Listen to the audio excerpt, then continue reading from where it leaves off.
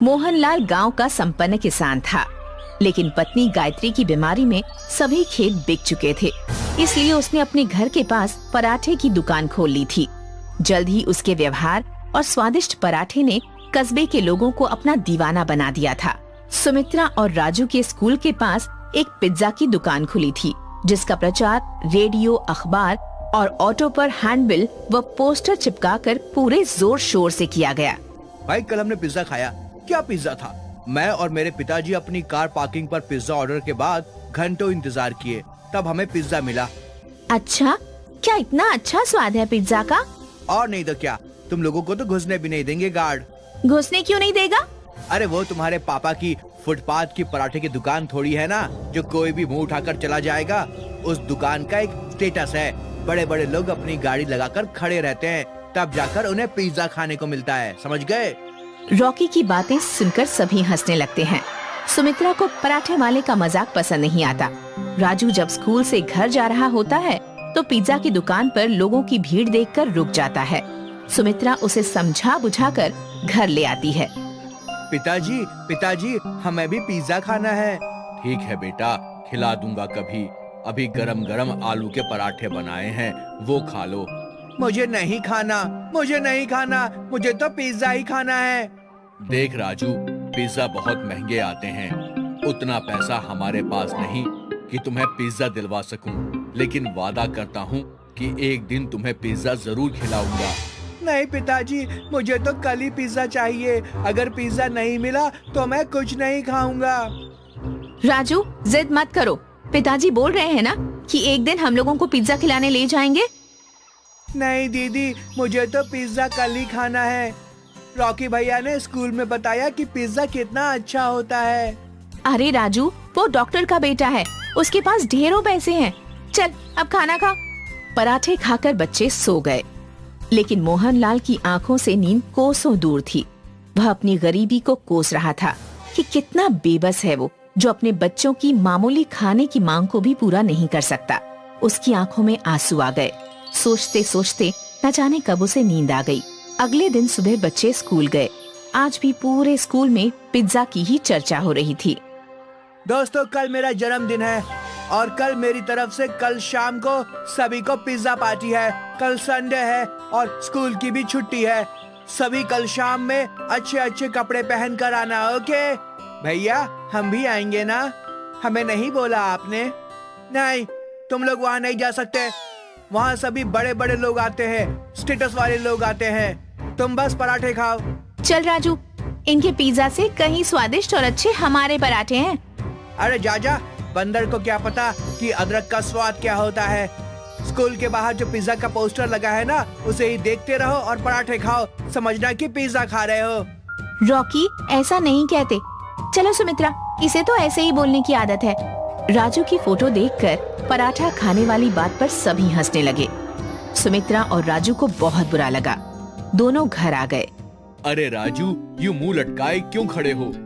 वो पिताजी, बात ये है कि कल रॉकी का जन्मदिन है और सभी को बुलाया है, पर हमें छोड़कर, क्योंकि वहाँ बड़े बड़े लोग होंगे। बस इतनी सी बात। कल हम तुम लोगों के लिए आलू का मस्त पराठा बनाएंगे और हम सब पार्टी करेंगे। मुझे नहीं खाना पराठा, मुझे तो बस पिज्जा खाना है। मुझे पिज्जा चाहिए। बेटा, मैंने बताया ना कि अभी हमारे पास तुम लोगों के फीस भरने के पैसे नहीं हैं। पिज्जा कहाँ से खिलाऊंगा? इतना कहकर मोहनलाल आंखों में आंसू लिए घर से बाहर प्रथा के दंग पर चला गया। राजू, तुम्हें ऐसा नहीं कहना चाहिए था। पिज्जा की जिद छोड़ दे मेरे भाई। जब पैसे होंगे तो हम जरूर पिज्जा खाने चलेंगे। आज तक कभी हमारे पास पैसे हुए हैं क्या? सभी नए नए कपड़े पहनते हैं और हम 2 साल से एक ही कपड़े पहन रहे हैं। क्या हम कभी पिज्जा नहीं खा पाएंगे दीदी? ऐसी बात नहीं है मेरे भैया, हम लोग पिज्जा एक दिन जरूर खाएंगे। उस रात राजू ने खाना नहीं खाया। घर में किसी ने खाना नहीं खाया। सुबह मोहनलाल उठा और बाजार चला गया। वापस आया तो देखा कि राजू अभी तक सो रहा था। सुमित्रा से पता चला कि राजू अभी भी रूठा हुआ है, खाना भी नहीं खाया है। उठो बेटा, आज हम तुम लोगों को पराठा पिज्जा खिलाएंगे। चलो उठो। पिताजी, मैंने बोल दिया ना, जब तक पिज्जा नहीं मिलेगा मैं कुछ नहीं खाऊंगा। मोहनलाल पराठे पर चीज, फ्रूट्स और सैलेड डालकर पिज्जा बनाता है, लेकिन लाख समझाने के बावजूद राजू नहीं खाता। सुमित्रा भी पूरी कोशिश करती है राजू को मनाने की, पर असफल रहती है। आज फिर सभी भूखे ही सो जाते हैं। आधी रात को राजू को जोर से भूख लगती है। वो किचन में जाकर रखा हुआ पराठा पिज्जा खाता है। उसे बहुत अच्छा लगता है। वह पराठा पिज्जा चट कर जाता है। मोहनलाल चुपचाप उसे खाते हुए देख लेता है। सुबह उठकर मोहनलाल बाजार चला जाता है। वापस आकर सुमित्रा को बुलाता है। सुमित्रा, ओ सुमित्रा। जी पिताजी, आई। ये ले पैसे और स्कूल से आते समय पिज्जा लेते आना। पिताजी, पैसे कहाँ से आए? वो कहीं से आ गए। और हाँ, मैंने टिफिन में पराठा पिज्जा रख दिया है, खा लेना याद से। सुमित्रा घर से स्कूल के लिए निकल रही थी तो पिताजी की साइकिल बाहर नहीं लगी थी। समझने में देर न लगी कि पिताजी ने साइकिल बेचकर पैसे लाए थे। सुमित्रा और राजू स्कूल पहुँचे। स्कूल में कल की रॉकी की पिज्जा पार्टी की ही धूम थी। सभी की जुबान पर पिज्जा पार्टी की ही चर्चा थी। लंच में सुमित्रा और राजू पराठा पिज्जा खा रहे थे तो वहाँ रीता आ गई। अरे, तुम दोनों ये कौन सी डिश खा रहे हो? ये हमारे पिताजी ने बनाया है, पराठा पिज्जा। हाँ, ये स्पेशल डिश पिताजी ने बनाई है। लो, तुम भी खाओ, बहुत स्वादिष्ट है। अरे वाह, बहुत मस्त पराठा पिज्जा है। ये तो बहुत ही अच्छा पराठा पिज्जा है।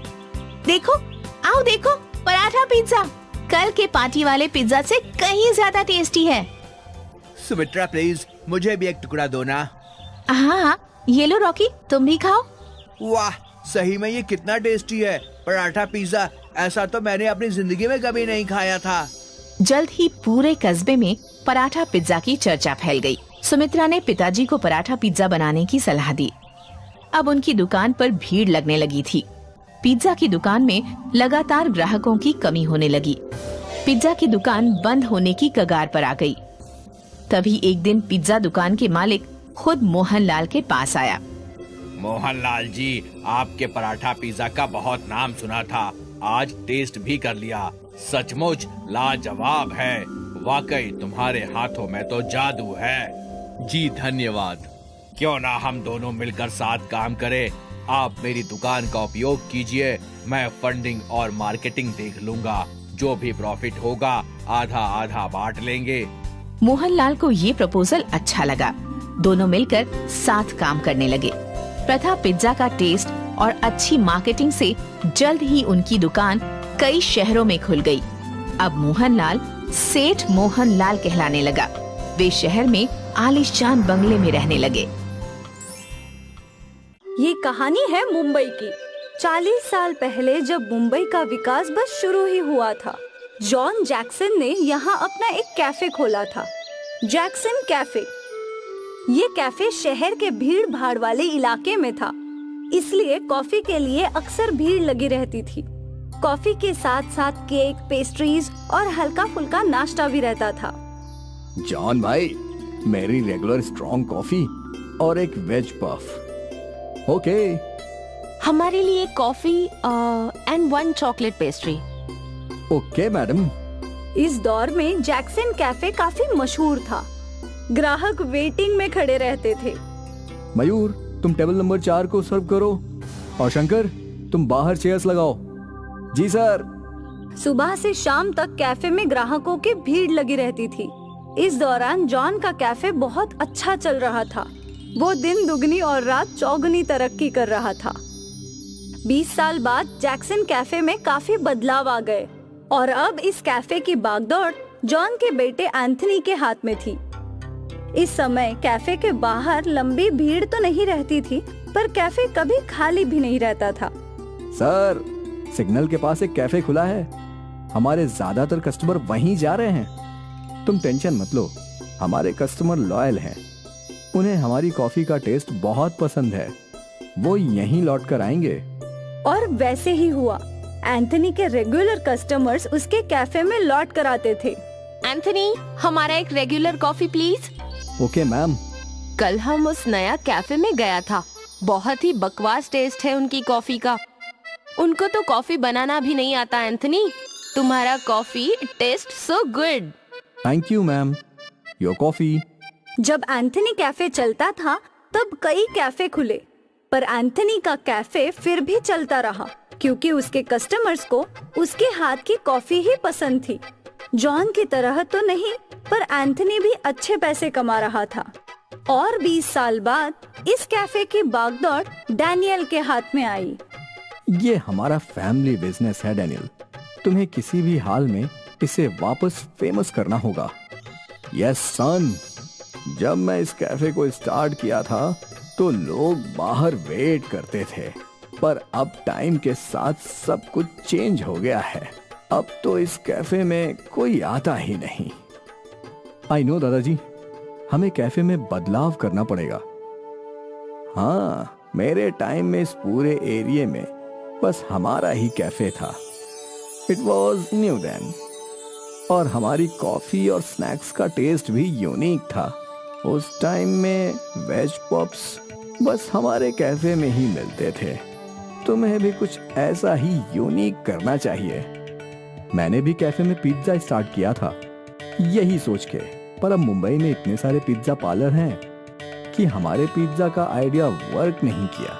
सो जो भी करो सोच समझ के करना। Anthony, I don't agree with you. Daniel, तुम कुछ नया ट्राई करो।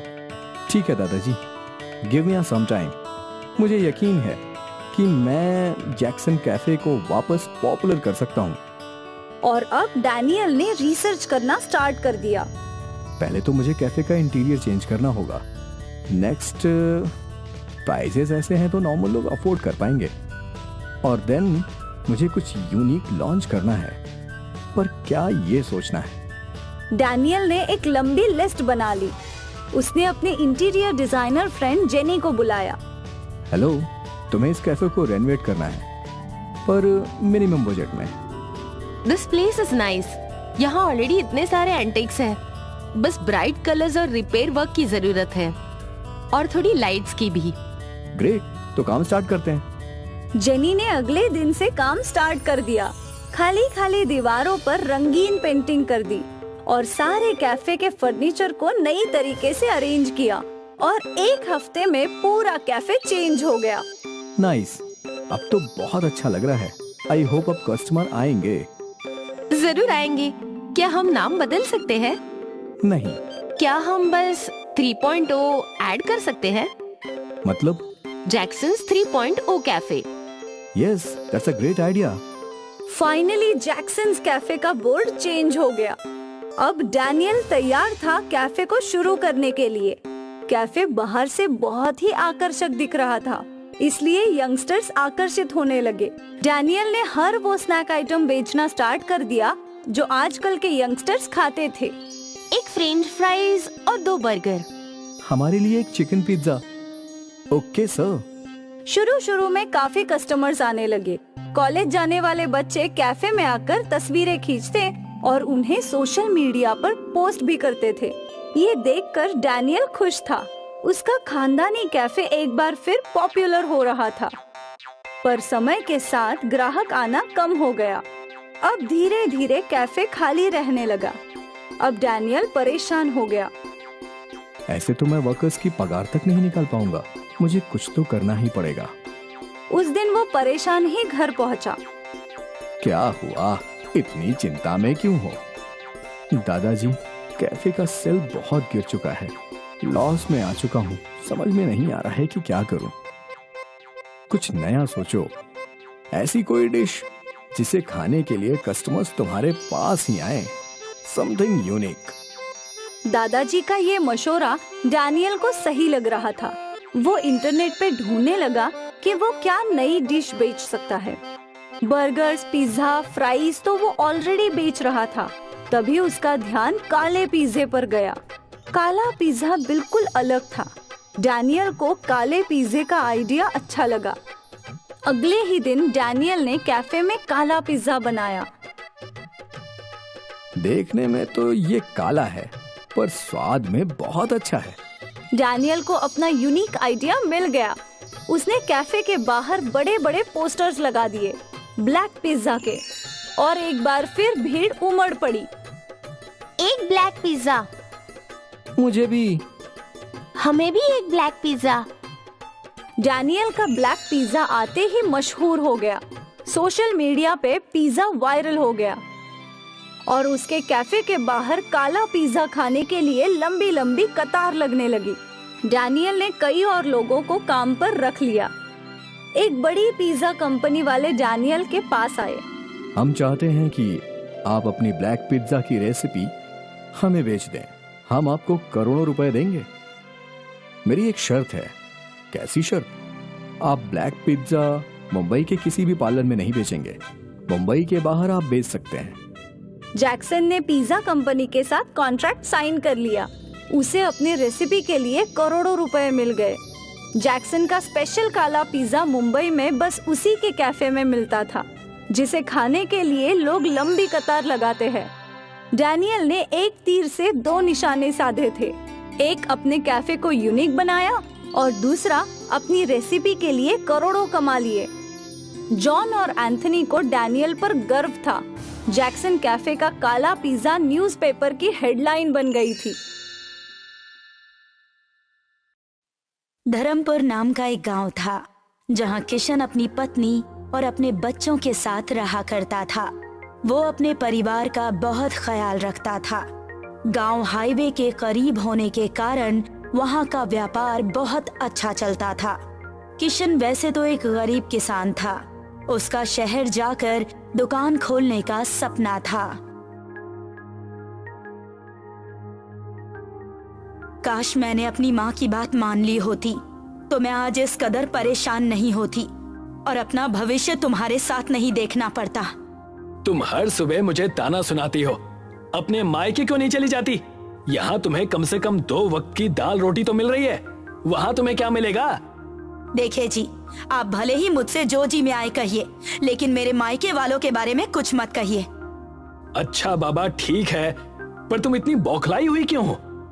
बच्चों ने कितने दिनों से बर्गर और पिज्जा नहीं खाया है। उनकी जिद है कि अब उन्हें घर का खाना नहीं खाना। तुम तो जानती हो भाग्यवान, इस बार खेती में ज्यादा बारिश के कारण हमें कितना नुकसान हुआ है। ऊपर से नील गाय कितने सारे आ गए हैं। अब हम खेती बाड़ी तो कर ही नहीं सकते। ये मैं समझ सकती हूँ, पर बच्चों को कौन समझाए?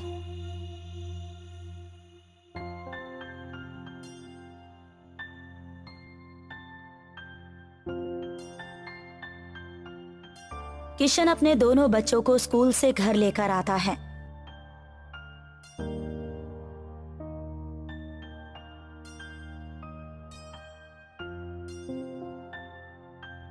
बच्चे घर के अंदर आते ही सवाल पूछने लगते हैं। पापा, मेरा पिज्जा कहाँ है? ना पिज्जा है और ना बर्गर। यहाँ तो कुछ भी नजर नहीं आ रहा।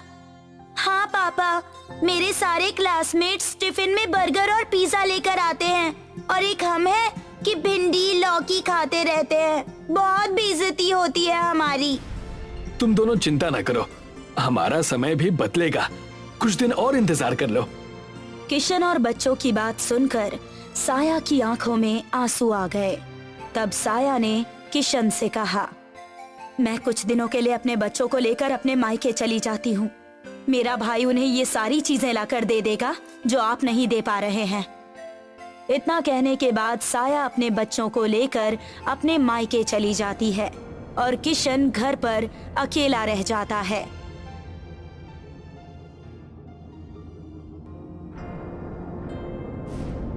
मेरी पत्नी और मेरे बच्चे मुझसे दूर हो गए। हे भगवान, अब और कैसे दिन देखूंगा मैं? मुझे ही कुछ करना होगा।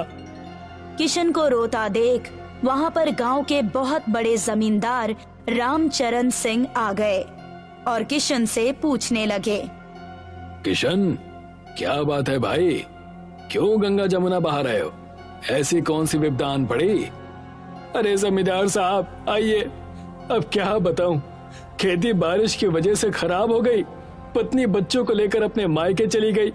मेरे पास परिवार कहने के लिए अब कुछ बचा ही नहीं है। ना परिवार साथ है, न किस्मत। जैसा कि मैं तुम्हें देख पा रहा हूँ, बात पैसे की समझ आ रही है कि आर्थिक स्थिति तुम्हारी संकट में है। बिल्कुल सही कहा आपने। मुझे शहर जाकर कोई व्यापार करना है पर मेरे पास 1 रुपया भी नहीं है। एक काम करो, तुम मुझसे कुछ पैसे ले लो, मैं तुम्हें पूरे 2000 रुपए देता हूँ। उन पैसों से शहर चले जाओ, जब तुम्हारे पास हो जाए तब तुम मुझे मेरे पैसे लौटा देना। और क्या? बड़ी मेहरबानी होगी साहब, इतना मेरे लिए किसी ने भी नहीं किया। मैं बिल्कुल तैयार हूँ, मैं आपके पैसे ब्याज सहित लौटा दूंगा। किशन जमींदार से पैसे ले लेता है और शहर चला जाता है। और शहर में दर बदर भटकने के बाद उसे एक आटा चक्की में नौकरी मिल जाती है। किशन, तुम्हें मैं महीने के 8000 रुपए दूंगा। तुम्हें मन लगाकर आटा चक्की की दुकान में काम करना है। मुझे तुम्हारी कोई भी शिकायत नहीं सुननी। जैसा आप कहें मैं बिल्कुल ऐसा ही करूंगा। मैं आपको शिकायत का कोई मौका नहीं दूंगा। किशन कुछ दिन उस आटा चक्की में काम करता है। एक दिन हिसाब के हेर फेर की वजह से उसका उस आटा चक्की के मालिक के साथ झगड़ा हो जाता है। मैंने तुम्हें कितना ईमानदार समझा था, पर तुम तो चोर निकले।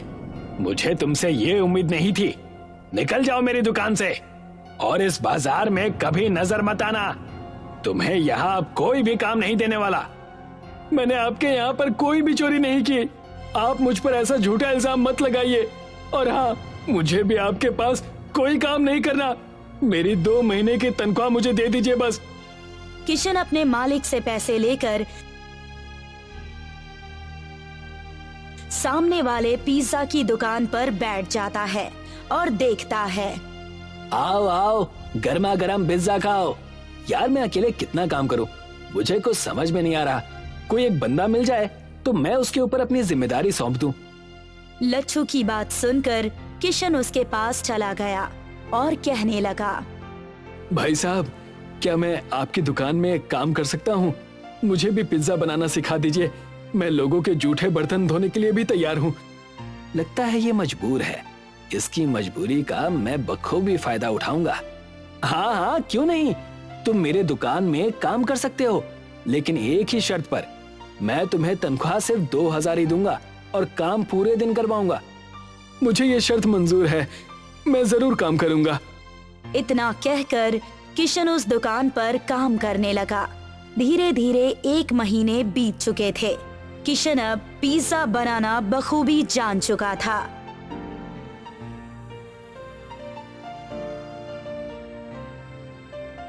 थोड़े से पैसे जमा करके किशन अपनी पत्नी और अपने बच्चों से मिलने अपने ससुराल पहुंचता है, जहां वो देखता है कि उसके बच्चे जूते सिलने और उन्हें पॉलिश करने का काम कर रहे हैं और उसकी पत्नी साया लोगों के घरों में काम कर रही है। आओ साहब, जूते पॉलिश करवा लो, सिर्फ 10 रुपए में। ज्यादा नहीं, सिर्फ 10 रुपए में। आ जाओ, आ जाओ। अपने बच्चों की ये दशा देखकर किशन की आंखों में आंसू आ जाते हैं और वो उनके पास जाकर उनसे कहता है, ये सब क्या हो रहा है मेरे बच्चों? तुम्हारी ये दशा कैसे हो गई? और तारा की मम्मी कहाँ है?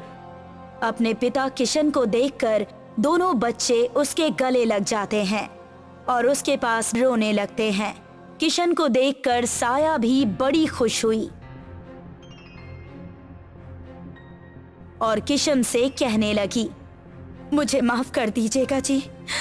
मेरी छोटी सी गलती की वजह से बहुत बड़ा बखेड़ा खड़ा हो गया।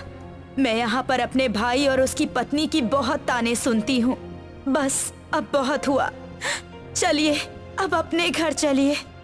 नहीं नहीं, मैं कहीं नहीं जाने वाला। मुझे तुम्हारे भाई से मिलना है। आखिर कैसे वो मेरे बच्चों से जूते पॉलिश करवा सकता है? किशन साया के बड़े भाई यानी अपने बड़े साले से जाकर मिलता है और उससे गुस्से में कहता है, तुम्हारी इतनी हिम्मत कि तुमने मेरे बच्चों से काम करवाया और मेरी पत्नी से भी। अब क्या करूं? मेरे पास इतने पैसे हैं नहीं कि मैं इन्हें हर रोज इनके मन का खाना खिला सकूं, और इतना ही है तो इन्हें लेकर यहाँ से चले जाओ। मैं अपनी पत्नी और बच्चों को लेकर यहाँ से जा रहा हूं।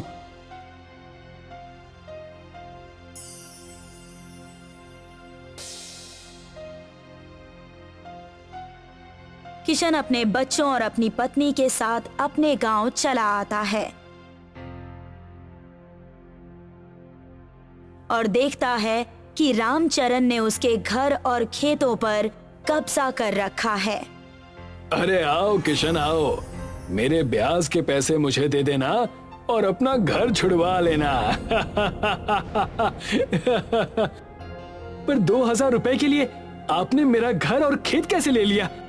2000 नहीं, मैंने तुम्हें पूरे 20,000 दिए थे और अब उसका ब्याज और सूद मिलाकर तुम्हें मुझे पूरे 1 लाख देने हैं। पैसे दो और अपनी जमीन और अपना घर ले जाओ। रामचरण ने किशन को अपने घर से बेघर कर दिया और किशन अपने परिवार के साथ रास्ते पर आ गया।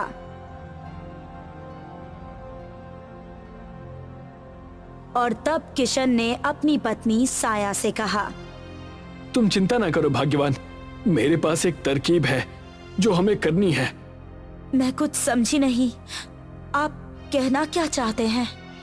जब मैं शहर में था तो मैंने पिज्जा बनाने का काम सीखा था और अब मैं वही इस गांव के पास लगे हुए हाईवे के सामने खोलूंगा और पिज्जा बेचूंगा।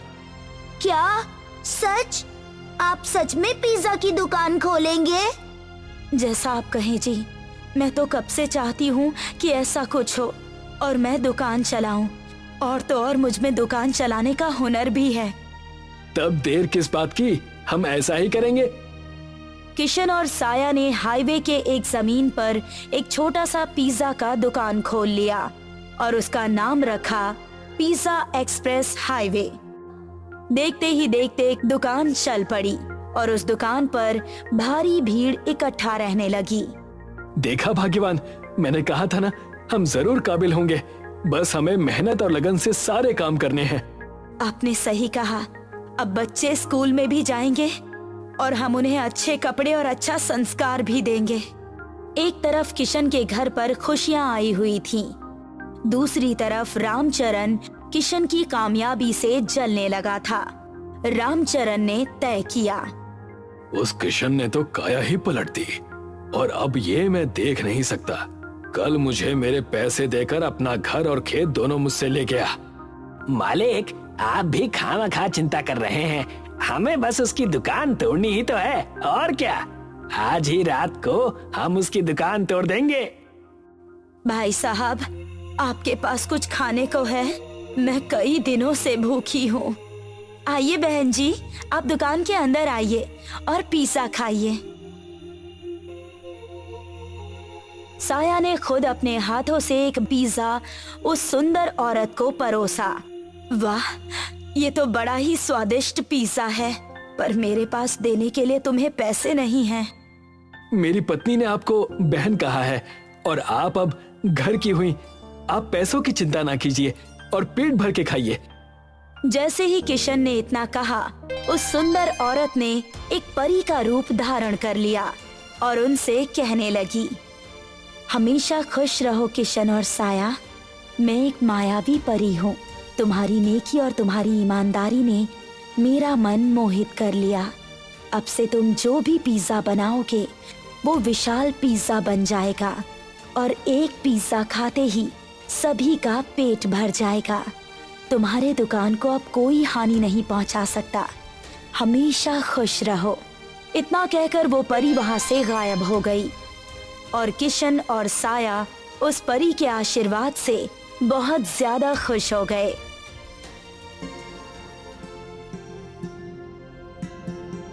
रात को रामचरण अपने कुछ गुंडे लेकर उनके दुकान पर पहुंचा। जाओ, इसकी दुकान को हाईवे से नीचे गिरा दो, आप चिंता न करिए। जैसे ही वो गुंडे उस पिज्जा एक्सप्रेस हाईवे की दुकान के पास पहुंचे, सामने से एक पेड़ की डाली बहुत तेजी से उनकी तरफ आई और उन्हें अपने साथ उठाकर पेड़ के ऊपर लेकर चली गई।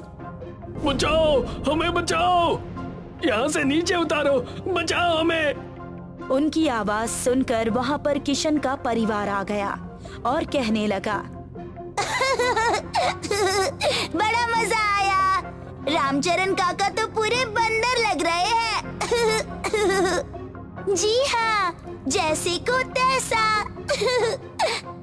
मुझे माफ कर दो किशन, मुझसे बहुत बड़ी गलती हो गई है। मैं आइंदा से तुम्हें और तुम्हारे परिवार को कभी तंग नहीं करूंगा। साया के भाई को भी मैंने ही पैसे दिए थे ताकि तुम्हारी पत्नी और बच्चे खुश न रहें। सिर्फ तुम्हारी वजह से मेरा परिवार कितनी मुश्किल में था, तुम्हें इसका अंदाजा भी है? जाओ और अब तुम ऐसे ही तड़पो। किशन और साया वहां से चले गए। रामचरण को अपनी गलती का एहसास हो गया था। उस पेड़ ने उन्हें नीचे उतार दिया।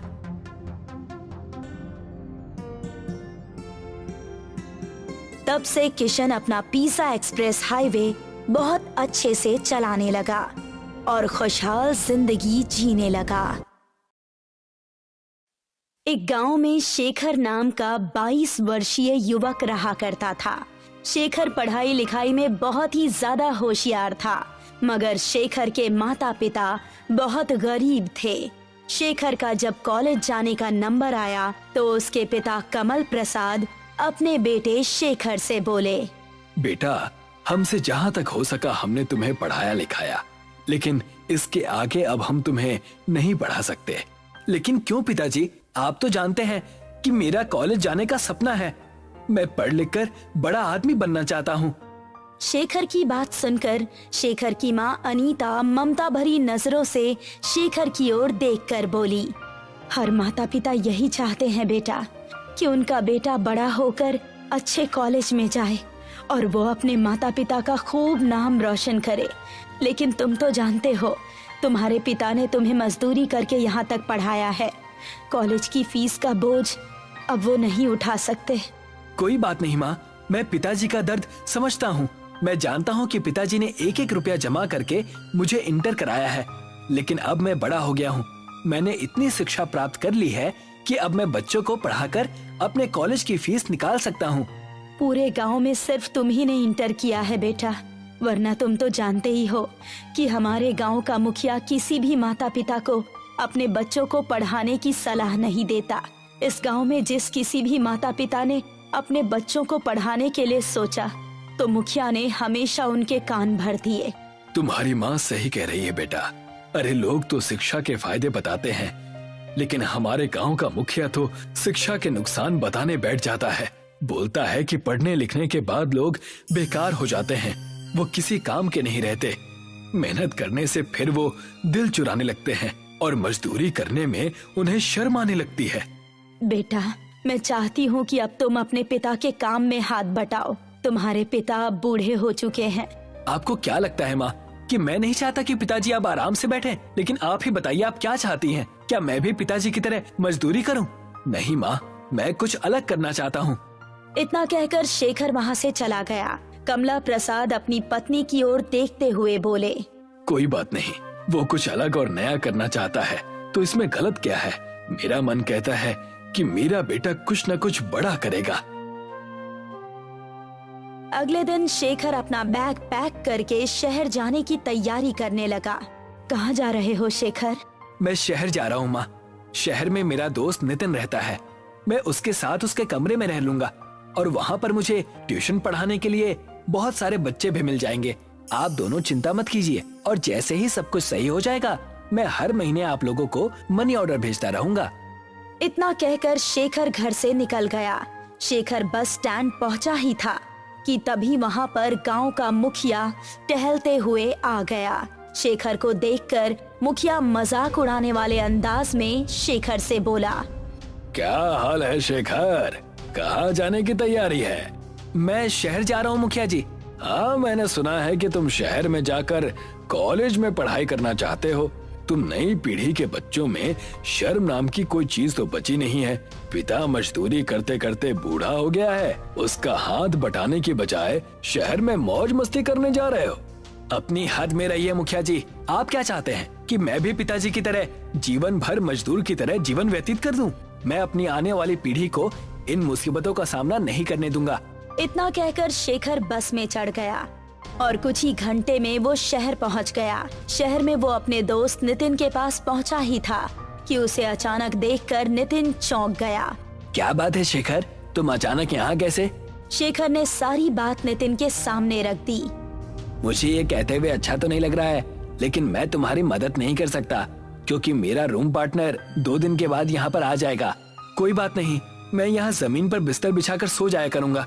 वैसे भी तुम और तुम्हारा रूम पार्टनर तो कॉलेज में चले जाते हैं। मैं सुबह और शाम बच्चों को ट्यूशन पढ़ा दिया करूंगा और तुम्हारे साथ कॉलेज चला जाया करूंगा। आई एम सॉरी शेखर, ये बातें कहने में अच्छी लगती हैं, लेकिन सच ये है कि 3 लोग एक रूम में एडजस्ट नहीं कर सकते हैं। तुम्हें यहाँ से जाना होगा। और वैसे भी तुम्हें अपने माता पिता को गांव में अकेला छोड़कर यहाँ नहीं आना चाहिए था। जाओ, जाकर उनके साथ मजदूरी करो। शेखर मुंह लटकाकर वहाँ से चला गया और फुटपाथ पर बैठकर सोचने लगा। अगर गांव वापस चला गया तो सभी लोग मेरा मजाक उड़ाएंगे। समझ में नहीं आता कि अब मैं क्या करूं, कहां जाऊं। शेखर काफी देर तक गहरी सोच में गुम रहा। कुछ देर बाद एक बूढ़ा व्यक्ति शेखर के पास आकर बोला, मैं काफी देर से देख रहा हूँ कि तुम फुटपाथ पर अकेले बैठे हुए हो। कोई परेशानी है तो मुझे बताओ। शेखर ने जब उस बूढ़े को देखा तो उसे उनमें अपने पिता की झलक नजर आई। शेखर ने सारी बात उस बूढ़े व्यक्ति को बता दी कि किस तरह उसके दोस्त नितिन ने उसे अपमानित करके रूम से निकाल दिया। तुम ये क्यों सोचते हो कि तुम पढ़ लिख कर ही बड़े आदमी बन सकते हो? आजकल जमाना बहुत बदल गया है। मैं आपकी बात का मतलब नहीं समझा। ये सच है कि शिक्षा बहुत जरूरी है, लेकिन उससे भी ज्यादा सच ये है कि इस देश में जितने भी बड़े बिजनेसमैन और बड़ी बड़ी कंपनी के मालिक हुए हैं, उन सब ने बहुत कम पढ़ाई लिखाई की थी। मेरी एक पिज्जा की दुकान है। तुम चाहो तो मेरी दुकान पर काम कर सकते हो और रात में मेरी दुकान पर रुक भी सकते हो। इस तरह तुम्हें अपने गांव वापस नहीं जाना पड़ेगा। शेखर को उस बूढ़े व्यक्ति की बात बहुत ज्यादा पसंद आई।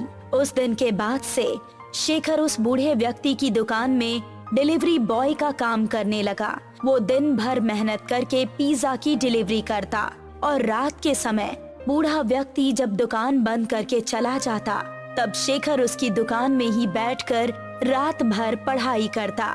धीरे धीरे शेखर की समझ में आने लगा कि पढ़ाई और व्यापार दोनों अलग अलग बातें हैं। एक दिन शेखर उस बूढ़े व्यक्ति से बोला, मैं पिज्जा बनाना सीखना चाहता हूँ। क्यों नहीं बेटा, जरूर। आज से ही तुम किचन में काम करोगे। शेखर कुछ ही दिनों में बहुत बढ़िया पिज्जा बनाना सीख गया। उसके हाथ के बने हुए पिज्जा लोगों को बहुत पसंद आने लगे। शेखर अब कुछ पैसे बचाकर अपने माता पिता को भी मनी ऑर्डर कर देता था। अचानक उस बूढ़े व्यक्ति का देहांत हो गया। बूढ़े व्यक्ति के देहांत के बाद उस बूढ़े व्यक्ति का बेटा शेखर से बोला, मैं तुम्हें शुरू से पसंद नहीं करता था। पिताजी को पता नहीं तुम्हारे अंदर ऐसा क्या नजर आया था कि उन्होंने पूरी दुकान तुम्हें सौंप दी।